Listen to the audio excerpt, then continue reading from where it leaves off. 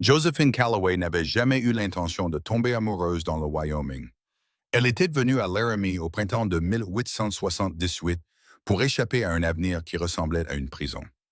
De retour à Boston, son père avait déjà choisi son mari. C'était un homme aux cheveux gris, avec de lourdes bagues aux doigts. Sa voix ressemblait plus à une transaction commerciale qu'à de l'affection. Il avait 53 ans. Joséphine n'en avait que 20. Sa vie avait été arrangée comme les meubles dans le salon de son père. Propre, convenable, sans amour. Alors elle est montée dans un train et a fait quelque chose que personne n'attendait. Elle s'est enfuie. Lorsqu'elle est descendue sur le quai poussiéreux de Laramie, l'air froid l'a frappée comme une gifle. La terre s'étendait, vaste et sauvage autour d'elle. Pas de rues pavées, pas de musique douce s'échappant des fenêtres des salons. Juste un ciel immense, des bâtiments en bois et des hommes qui semblaient appartenir à la terre elle-même. Elle serra fort son sac de voyage et se dit qu'elle n'avait pas peur. Elle avait accepté un poste d'institutrice dans la petite école à la lisière de la ville. C'était sa liberté. C'était sa chance d'être Mademoiselle Calloway au lieu d'être la femme de quelqu'un. Le président du conseil scolaire, M. Peterson, l'accueillit avec une politesse rigide. Il la conduisit à travers la ville dans une carriole bruyante. Elle vit le saloon avec ses portes battantes et le magasin général aux vitres poussiéreuses. Elle vit des cow-boys attacher leurs chevaux aux poteaux d'attelage. Tout semblait rude et inachevé, mais cela semblait honnête. La pension de Mme Whittaker devint sa nouvelle maison. La veuve était gentille mais stricte. Petit déjeuner à 6 heures, dîner à 6 heures. L'église le dimanche et aucun visiteur masculin dans les chambres privées. Joséphine accepta chaque règle sans se plaindre. Elle n'avait pas fait tout ce chemin pour causer des ennuis. Le lendemain matin, elle marcha jusqu'à l'école avant le lever du soleil. C'était petit et simple, la peinture blanche s'écaillait. Les fenêtres brillaient d'un nettoyage récent. À l'intérieur, des bancs en bois faisaient face à un tableau noir et à un bureau d'enseignant robuste. L'odeur de la craie et du vieux bois remplissait l'air. Elle posa ses livres soigneusement en piles ordonnées. Elle passa la main sur le bureau et sourit doucement. C'était à elle. Elle ajustait les ardoises lorsque la porte grinça derrière elle. Une grande ombre remplit l'encadrement de la porte. « Pardonnez-moi, mademoiselle. » La voix était grave, posée. Oh, ma haine était osée, portant le son rugueux d'un homme travaillant dehors chaque jour. Joséphine se tourna lentement. Il entra et retira son chapeau. Des cheveux sombres tombaient légèrement sur son front. Sa peau était brunie par le soleil. Ses épaules étaient larges sous une veste usée. Ses yeux étaient gris, comme un orage se préparant sur une plaine ouverte. « Oui, je suis la nouvelle institutrice, dit-elle rapidement en se redressant. « Josephine Calloway. »« Vaughan Daniels, répondit-il. J'ai réparé votre toit. Il y a encore un point faible près du coin arrière. » Ses mains étaient grandes et marquées de callosité, pas douces comme celles des hommes de Boston. Ses bottes étaient poussiéreuses. Tout chez lui parlait de travail acharné et de longues journées. « J'apprécie vos efforts, Monsieur Daniels, répondit-elle poliment. Un léger sourire toucha sa bouche. Juste Vaughan, ça ira. Elle se retourna vers ses livres.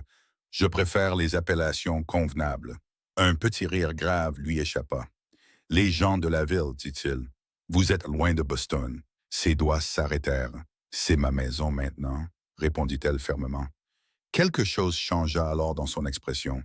Pas de moquerie, pas de jugement, quelque chose comme du respect. Eh bien, mademoiselle Calloway, dit-il doucement, bienvenue dans le Wyoming. Il sortit de nouveau, grimpant à l'échelle vers le toit. Elle pouvait entendre le rythme régulier du marteau contre le bois. Malgré elle, ses yeux dérivèrent vers la fenêtre plus d'une fois. Le dimanche, Joséphine avait mémorisé les noms des 37 élèves, enfants d'éleveurs, de commerçants et de veuves, certains ayant presque son âge. Elle était déterminée à faire ses preuves. À l'église, les chuchotements la suivaient, des regards curieux, des sourires chaleureux. Cédeville observait tout. Après le service elle fut invitée au dîner dominical chez les Thompson. La maison était bruyante et pleine de vie. Les enfants couraient entre les tables. Les femmes portaient des assiettes de nourriture. Les hommes parlaient de bétail et de météo. Puis la porte arrière s'ouvrit. Vaughan Daniels entra, portant du bois de chauffage. Leurs yeux se croisèrent à travers la pièce. « Mademoiselle Calloway », salua-t-il simplement. Madame Thompson rayonna de fierté. Vaughan possède l'un des plus grands ranchs de bétail des environs. Il bougea légèrement, mal à l'aise avec les éloges. Joséphine essaya de se concentrer sur son assiette, mais elle sentit sa présence tout le repas. Plus tard, quand la réunion se termina, Vaughan insista pour la raccompagner à la pension. « Ce n'est pas convenable pour une dame de marcher seule, dit-il calmement. « Je peux me débrouiller, répondit-elle. Je n'en doute pas. » Ils marchèrent en silence quelques instants. Le ciel était peint d'orange doux et de violet. La ville s'apaisait autour d'eux. « Nerveuse pour demain? » demanda-t-il. « Mon premier jour ne m'effraie pas, répondit-elle. Puis, après une pause, peut-être juste un peu. Je pense que vous vous en sortirez très bien. Ils atteignirent les marches de la pension trop vite. Elle se tourna pour le remercier et réalisa qu'il se tenait plus près que prévu. Bonne chance, mademoiselle Calloway. Ses yeux retinrent les siens une seconde de plus que nécessaire. Elle sentit quelque chose remuer dans sa poitrine qui n'avait rien à voir avec la peur. L'audi arriva avec un soleil éclatant et des nerfs à vif. Les enfants remplirent la classe d'énergie et de bruit. La voix de Joséphine résonna claire et ferme alors qu'elle commençait ses leçons. À midi, elle sentit la confiance fleurir en elle. Les enfants la respectaient, ils écoutaient, les jours se transformèrent en semaines. L'automne colora la terre en or et en rouge. Joséphine s'installa dans une routine. Enseigner, corriger, lire à la lueur de la lampe. Et Vaughan Daniels apparaissait de temps en temps. Parfois, il traversait la ville à cheval et soulevait son chapeau. Parfois, il s'arrêtait pour demander des nouvelles du toit de l'école ou de la météo. À chaque fois. Et son cœur se comportait d'une manière qu'elle ne pouvait contrôler. Fin octobre, la ville organisa une fête des récoltes à la salle communale. Madame Whittaker insista pour que Joséphine y assiste. « Vous faites partie de cette ville maintenant, dit-elle. » Joséphine porta une robe verte qu'elle avait failli laisser à Boston. Elle épingla ses cheveux plus doucement que d'habitude. Lorsqu'elle entra dans la salle, la lumière des lanternes brillait contre les murs en bois. Les rires remplissaient l'air. La musique commença à jouer. Elle venait d'accepter une tasse de punch lorsqu'une voix familière parla derrière elle. « Vous êtes ravissante ce soir. » Elle se retourna. Vaughan se tenait là, dans une chemise blanche propre et un gilet sombre. Rasé de près, les cheveux peignés en arrière, toujours robuste, toujours indéniablement lui-même. « Merci, Monsieur Daniels. Puis-je avoir cette danse? » Son souffle se coupa. Les violons entamèrent un air entraînant. Il plaça une main respectueusement à sa taille et son autre main tint la sienne fermement. Ils bougèrent en ensemble parmi les jupes tournoyantes et les bottes qui frappaient le sol. « Vous dansez bien, dit-elle doucement. « Ma mère y tenait, répondit-il avec un petit sourire. La musique ralentit sans un mot. Il la rapprocha légèrement. Ils évoluèrent dans une valse douce. Ses yeux ne quittaient jamais les siens. « Pourquoi le Wyoming? » demanda-t-il calmement. Elle hésita. « À Boston, mon avenir était décidé pour moi, admit-elle. Un mariage arrangé, une vie choisie par quelqu'un d'autre. » Sa mâchoire se crispa. « Vous avez fui. » « Oui.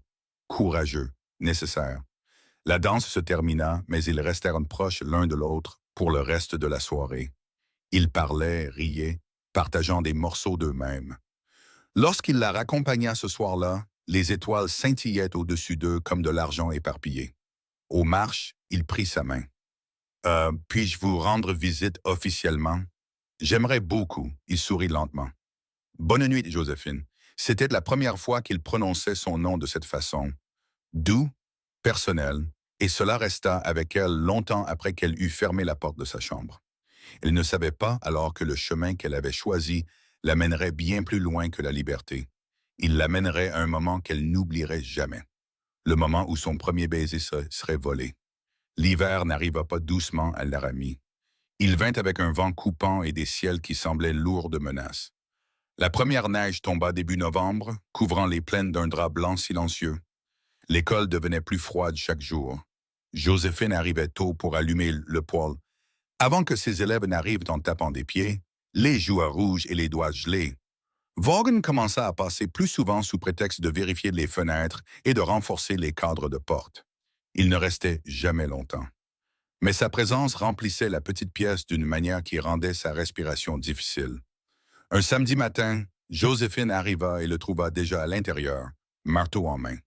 Il colmatait un courant d'air près du mur du fond. Madame Thompson a mentionné que vous vous inquiétiez du froid, dit-il sans se retourner. Je ne voulais pas que les enfants gèlent pendant les leçons. Vous êtes très attentionné, Monsieur Daniels. Vaughn, corrigea-t-il doucement. Elle fit semblant de ne pas entendre. Ils travaillèrent côte à côte pendant des heures. Elle organisait les livres de lecture et les ardoises, tandis qu'il fixait les volets et vérifiait les poutres du toit. Le rythme de leurs mouvements semblait facile, naturel. Lorsqu'elle grimpa sur un petit tabouret pour atteindre l'étagère supérieure, il vacilla sous elle. Avant qu'elle ne perde l'équilibre, ses mains saisirent fermement sa taille. Son souffle s'arrêta. Il la stabilisa et ne la lâcha pas tout de suite. Ses doigts étaient chauds, même à travers les couches de tissu. Elle pouvait sentir la force de sa prise. « Et attention, dit-il doucement. « Je suis tout à fait capable, répondit-elle, bien que sa voix soit sortie plus douce que prévu. Je sais que vous l'êtes. » Il l'aida à descendre lentement. Lorsque ses bottes touchèrent le sol, ils se tenaient proches, trop proches. L'air entre eux semblait chargé, lourd. Ses yeux cherchaient les siens. « Joséphine, dit-il, prononçant son nom comme s'il avait de l'importance. Son cœur battait fort contre ses côtes. Il leva la main lentement, presque comme pour demander la permission, et écarta une mèche de cheveux de son visage. Son toucher était doux, prudent. Elle aurait dû reculer. Elle aurait dû lui rappeler les convenances, mais elle ne bougea pas. La porte s'ouvrit soudainement avec fracas, cognant contre le mur. Tommy Thompson se précipita à l'intérieur, sa mère juste derrière lui. « Mademoiselle Calloway !» cria le garçon, à bout de souffle. Ils s'écartèrent aussitôt. Les yeux de Madame Thompson passèrent de Vaughn à Joséphine, puis revinrent. La compréhension s'installa sur son visage, suivie d'un petit sourire complice. « Nous avons apporté du tissu supplémentaire pour les rideaux, » dit-elle calmement. « Il fait terriblement froid d'ici. »« Merci, » répondit Joséphine, les joues brûlantes.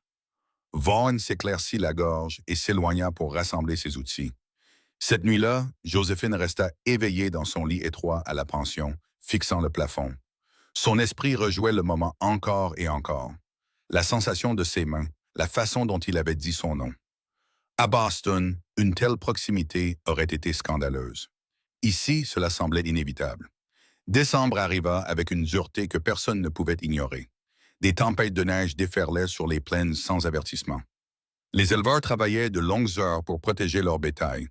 Les familles restaient à l'intérieur autant que possible. Les visites de Vaughn devinrent moins fréquentes. Mais quand il apparaissait, il apportait de petits cadeaux. Des œufs frais, un pot de miel, un livre trouvé à Cheyenne pour ses élèves avancés. « Je l'ai vu et j'ai pensé à vous », disait-il simplement. Elle chérissait chaque petite offrande. 3 jours avant Noël, le pire blizzard depuis des années frappa le territoire. Le vent hurlait comme une chose vivante. La neige ensevelit les clôtures et s'accumula haut contre les portes. L'école fut annulée, l'église fut annulée. La ville disparut sous un silence blanc. Joséphine s'assit près de la fenêtre de la pension, regardant la tempête faire rage. Elle s'inquiétait pour Vaughn dans son ranch, à des kilomètres de là. La veille de Noël, la tempête faiblit enfin. La ville se rassembla calmement dans le salon de la pension, car voyager était encore dangereux. Ils partagèrent une nourriture simple et des cadeaux modestes. Joséphine donna des marque-pages faits main à chaque résident. En retour, elle reçut de petites marques de gentillesse. Alors que l'horloge approchait de 9 heures, un coup ferme retentit à la porte d'entrée. Madame Whittaker ouvrit avec surprise. Vaughn se tenait sur le porche, couvert de neige, son souffle formant de la buée dans l'air froid. Le cœur de Joséphine bondit dans sa gorge. « Bonsoir, dit-il en tapant la neige de ses bottes. « J'espère que je ne dérange pas. »« Vous allez mourir de froid si vous restez dehors, » dit Madame Whittaker en le tirant à l'intérieur. Mais ses yeux trouvèrent Joséphine immédiatement. « Je ne pouvais pas laisser passer Noël sans vous voir, » dit-il doucement, un idée d'email. Plus tard, quand les autres commencèrent à se retirer, il demanda à Madame Whittaker un moment d'intimité sur le porche. La veuve accepta, avec l'instruction stricte que la porte reste ouverte. Dehors, le monde brillait sous le clair de lune se reflétant sur la neige. « Vous n'auriez pas dû prendre le risque de venir, » dit Joséphine. « Je le devais. » Il fouilla dans la poche de son manteau et lui tendit un petit paquet enveloppé de papier brun. Elle l'accepta avec des mains tremblantes. À l'intérieur se trouvait un délicat médaillon en argent gravé de minuscules fleurs. Lorsqu'elle l'ouvrit, Une fleur sauvage pressée reposait à l'intérieur. Ça vient du lac, expliqua-t-il calmement. Du jour où nous avons pique-niqué. Les larmes remplirent ses yeux. C'est magnifique. Puis-je? Demanda-t-il. Elle se tourna et releva ses cheveux. Ses doigts effleurèrent la nuque de Joséphine alors qu'il attachait la chaîne. Le contact envoya une chaleur à travers elle malgré l'air froid. Lorsqu'elle lui fit face à nouveau, ils se tenaient à quelques centimètres l'un de l'autre. Joséphine, commença-t-il d'une voix basse, ces mois avec vous ont changé quelque chose en moi. Son cœur battait si fort qu'elle était sûre qu'il pouvait l'entendre. Je tiens à vous plus que je ne l'aurais jamais imaginé. Avant qu'elle ne puisse répondre, il se pencha et pressa ses lèvres contre les siennes. Le baiser fut soudain, doux, mais inattendu.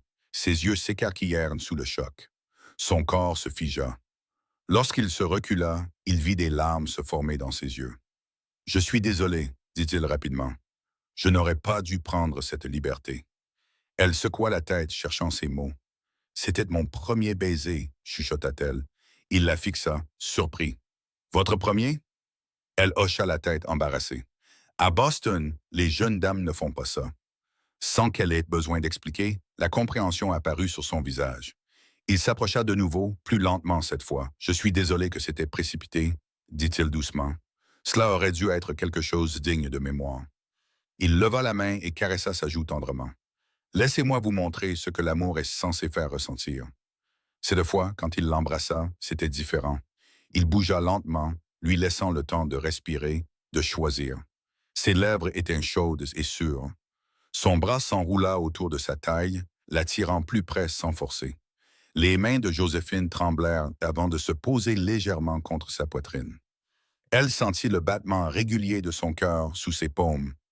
Le monde autour d'eux s'effaça dans l'air froid et la nuit calme. Lorsqu'ils se séparèrent, tous deux étaient à bout de souffle. « Je vous aime, dit-il, la voix stable malgré l'émotion. « Je crois que je vous aime depuis le premier jour où je vous ai vu dans cette école. » Sa peur fondit en quelque chose de plus profond. « Je vous aime aussi, » répondit-elle. De l'intérieur, Mme Whittaker s'éclaircit la gorge bruyamment. Vaughan recula avec un sourire réticent. « Je passerai demain si les routes le permettent. » Les jours après Noël passèrent dans une lueur de bonheur tranquille. Vaughan venait dès que possible. Il parlait maintenant ouvertement de l'avenir.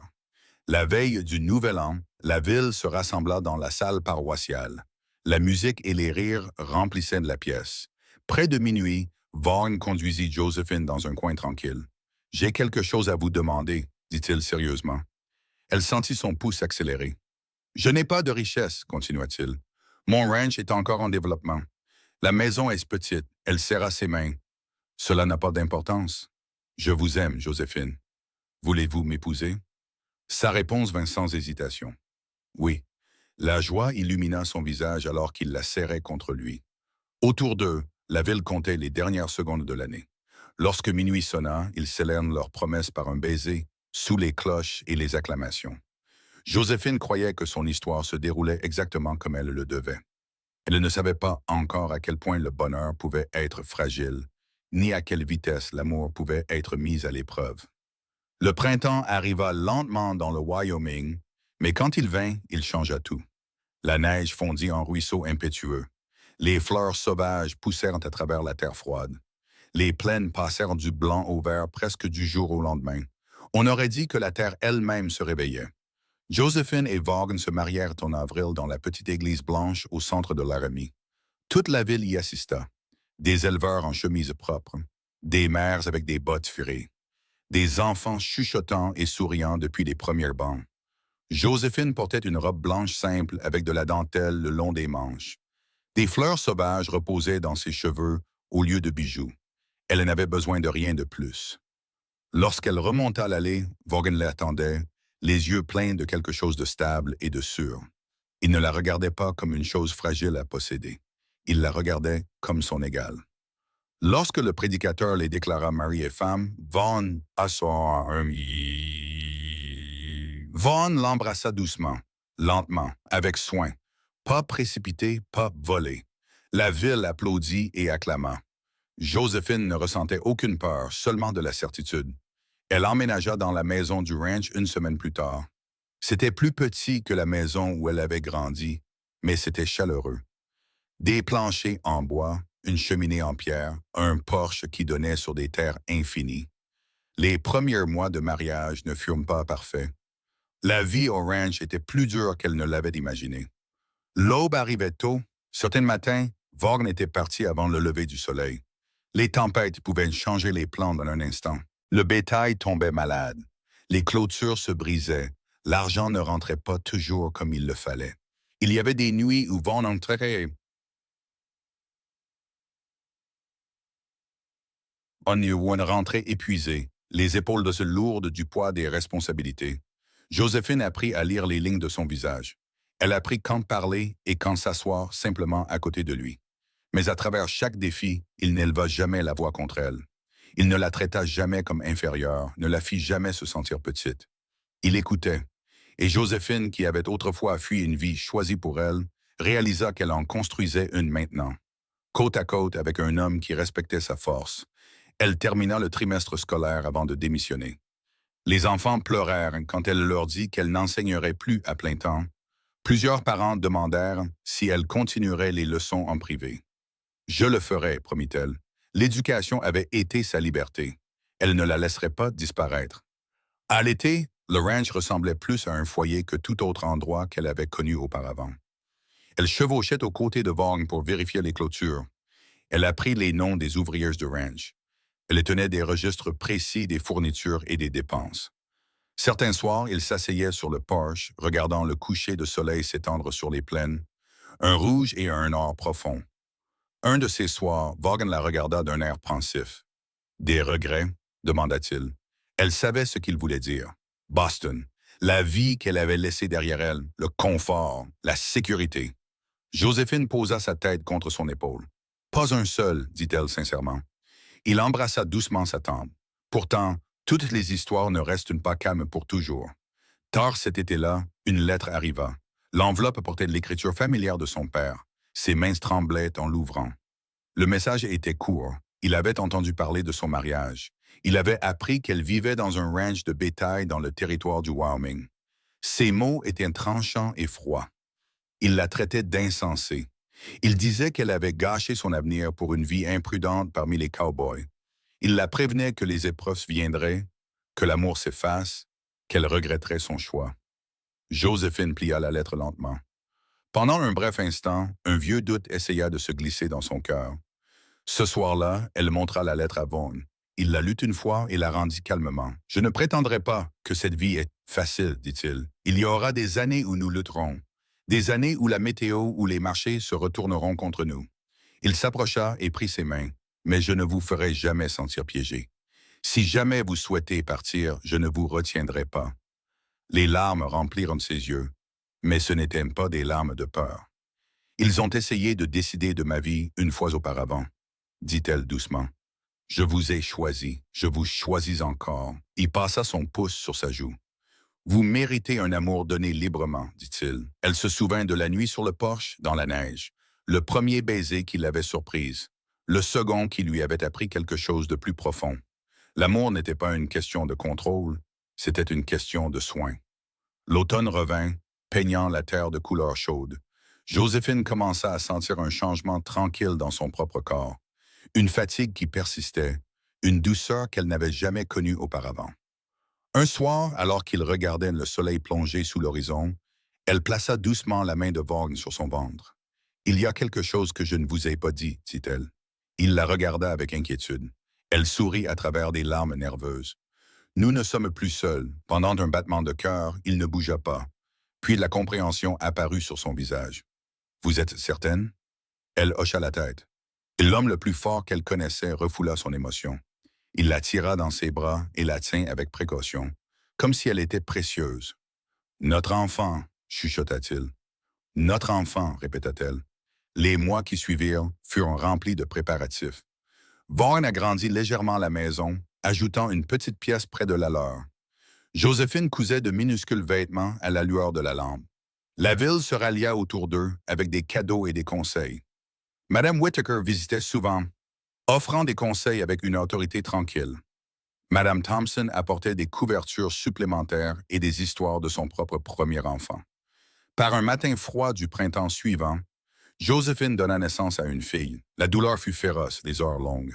Vaughan attendait devant la porte de la chambre, faisant les 100 pas comme un homme face à une bataille. Quand enfin le cri d'un nouveau-né remplit la maison, il se figea sur place. Madame Whittaker ouvrit la porte et hocha la tête. « Vous pouvez entrer, Monsieur Daniels ?» Il entra lentement. Joséphine était allongée, épuisée mais souriante.